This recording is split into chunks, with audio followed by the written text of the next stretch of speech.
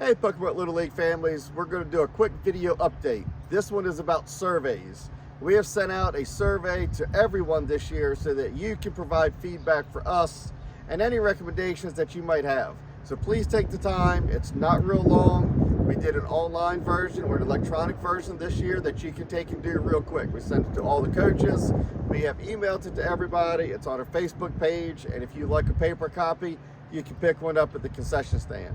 This allows you to give us any feedback or suggestions that you might have to help us for next year. We know there are a few things we need to work on in the off season. The amount of fields we have for practices and getting fair usage is one of those. We did not expect that to be a problem this year with the number of teams that we had. As most of you know, we've not had this many teams in probably 20 years. So it's something to work through. Unfortunately, on certain nights, we can't kick the county off of their own fields. They wouldn't think very highly of that, and it would not work out well for us. But we are going to try to look at things in the future to see what we can do to maximize field usage for everybody to be able to practice. We do thank everybody that has been involved this year, those who have stepped up to help us and those who have understood some of the challenges that we have faced. We hope that people will be honest in their feedback, but not brutal. So I just wanted to go ahead and cover a couple things real quick for some of the feedback that we have gotten. And two of the big things that seem to be popping up on the survey is asking the high school for help. Well, believe it or not that many students need volunteer hours anymore for service learning. Most of them get that through school. So there's not a big influx of students that need it. We reach out to Pocomoke and Holly Grove every year. We only get a couple kids out of that. So while it's a great idea, unfortunately, it's just not something that is working out because not a lot of kids need hours or are not willing to get their hours here. But it is something that we do try. Some people have also suggested that we just hire paid staff. And we've said multiple times that it's not realistically possible. That would put us in a different category when it comes to tax purposes.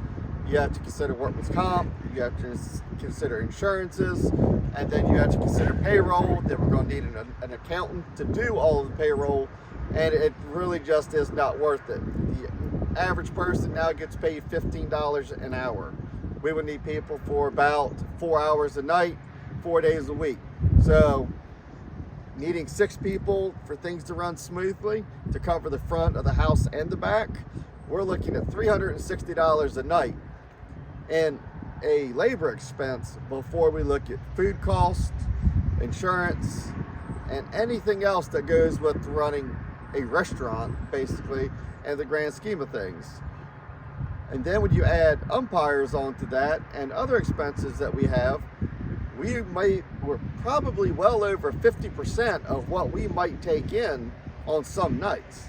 So financially, it's just not realistically possible to hire somebody to come in and work. And it's not realistic to run it with any less than 6 people because then we get long lines, people get frustrated, and we all know how that goes. So we are doing our best. We are still looking at plenty of options of how we can get more help to come into the concession stand.